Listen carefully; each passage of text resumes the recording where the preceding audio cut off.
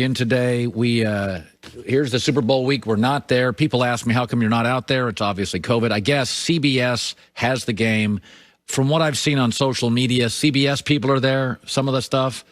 There's some other networks traveling, but everyone has to stay in their hotel room. They have to eat all of their meals in the hotel room. Really? Get tested every morning. Everyone has to wear contact tracers. So it's a whole thing. It's not, when you think of the concept of Super Bowl, and we really wouldn't be there at all. Like, our show would not travel there. We might individually travel there over the weekend for appearances or whatever, but our show wouldn't travel there unless we had it. But the rest of the networks always send a lot of people. We send people, we spend correspondence there. But yeah, it's very different this year. I just looked to see what was trending on the interweb, and it's Andrew Luck. Folks, let me tell you something.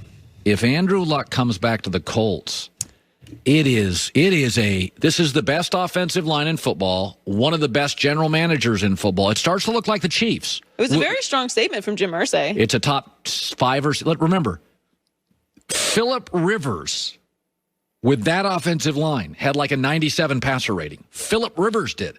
So old, he no longer plays football. He had like 24 touchdowns, 11 picks. Andrew Luck comes back. You're talking 35 touchdowns, 7-8 picks.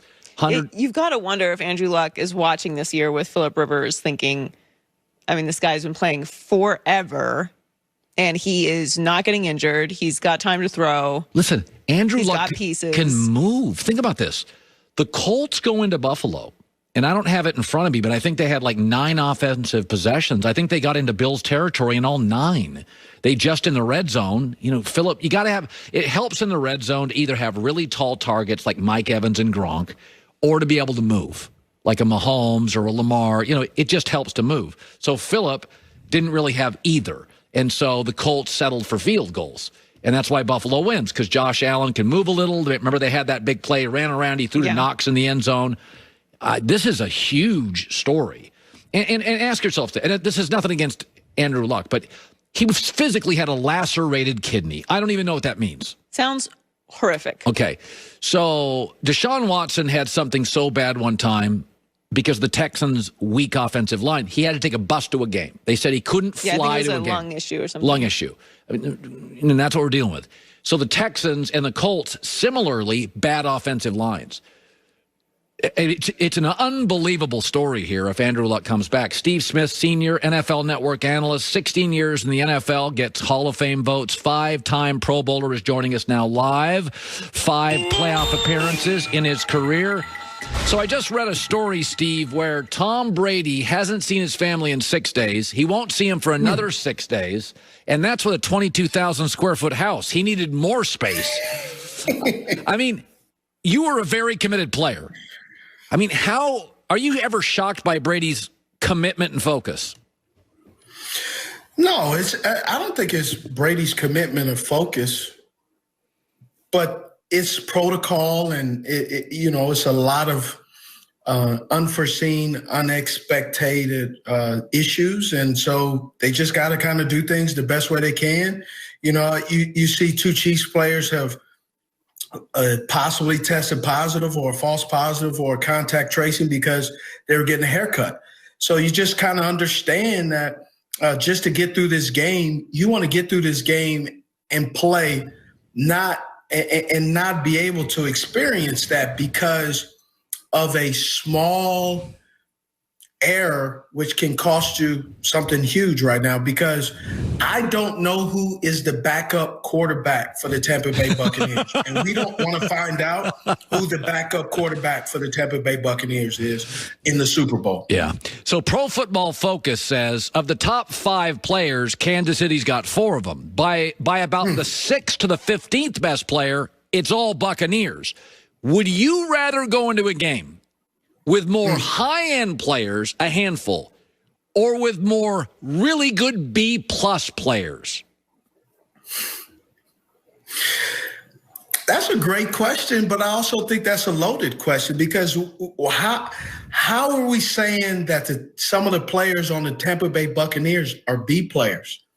Vita Vea is a stud. Yeah. And what he has done, and he's only played in the playoffs once, and look how big of an impact he's made. Devin White was playing like a possessed linebacker. And when you have Vita Vea able to just gobble up all of those defenders and be able to occupy space and let that sideline to sideline linebacker play, I don't necessarily consider him a B player. I think we just have to do different levels, and we have to justify our existence by saying this player's B, this player's second team. The fact of the matter is, these are the two best teams in the NFL for the 2020 season. And there may be better players, more well-rounded teams, but they couldn't put it together at the right moment. Right. So these are the best two teams right now. So Tyreek Hill ate the Buccaneers alive last time they played. You tell me. First half. Yep. You tell me as a star receiver, what was the one way to slow you down? Is it bracketing? Is it physical play line of scrimmage? Like when you were at your best and you were dealing with, what was the hardest thing for you to overcome? A outstanding D-line, because you can have a average or Pro Bowl shutdown corner. But if your quarterback does not have time to go through his progressions, to look off the safety, to be comfortable and set his feet in that 7-step, 5-step drop, then it doesn't matter how many great routes I run, because all I'm doing is killing grass. Only thing I've done is employ the landscaping guy, the maintenance man, because all I've done is kill grass. I did not get a completion. Because when you have an outstanding D-line that can apply pressure to a quarterback, average, below average, good, great. No quarterback has ever completed a pass on their behind. It just doesn't happen. When you can get that quarterback off the spot and get him uncomfortable and make him check the ball down and not go through his progressions, that's when a wide receiver, an offense becomes ineffective. And the Tampa Bay Buccaneers have that ability. They're gelling. Yeah. They have an offense. They have a counterpunch of an explosive offense. And now they have a defense who's gelling, who has it together. Todd Bowles understands each guy he has, what his attributes are and what he does not do well. And so they're utilizing that, and that's why they're in the position they're in right now. Yeah, I mean, you're saying if the Bucs get to Mahomes, that's your best defense against Hill. Finally, Deshaun Watson's holding out. I defended him this morning.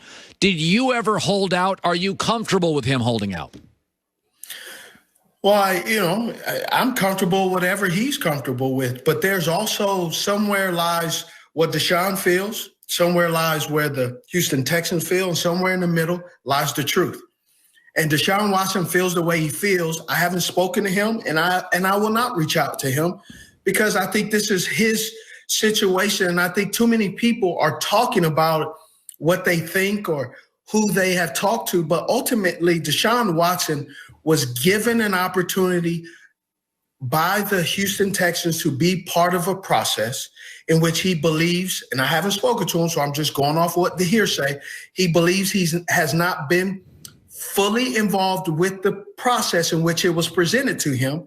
So he believes that in his formative years, in his most prime years, he doesn't believe that they're going to be truthful. If you're not truthful in the beginning, what makes you think throughout the process as you get older, as things start to droop and sag and may not get back the way it was, that they're going to treat you with the same honesty in which they treated this head coaching and general manager process, in which he's not been part of every process that they told him he would be part of. Yeah, no, listen. What's the old saying, Maya Angelou? People tell you who they are, believe them. Yeah, and the Texans lied to him. So Deshaun's like, all right, you won't play that game, I don't trust you. I agree with Steve. All right, Steve Smith, Sr., NFL Network. Good seeing you, buddy. Good seeing you. You look good, man. You been working out? That's right. Been working out a lot. Steve, thanks for noticing. Been working out a lot. Things are shoulders, pecs, and stuff and everything. Thank you, Steve, for noticing. I appreciate that. No problem. See, Steve's player sees player, baller sees baller right there. Oh man. Black Didn't you Rifle. just say you weren't going to work out anymore? Sometimes, you just Something about chicken nachos? I got to be better at taking compliments, and I went with that one. You know what? That's right. You deserve that compliment. Black Rifle Coffee Company is veteran-owned, serving premium coffee to people who love America. BlackRifleCoffee.com/herd. 20% off your first coffee club order. I saw Steve Smith one time. I was having dinner in Manhattan Beach, and he just walked in from the airport. I'm like, where you been? He goes, Korea. I've been in South Korea for like 10. I'm like, what? This was non-COVID time for all you guys. Yeah, it's like 3 years. He travels. Steve gets out there and travels.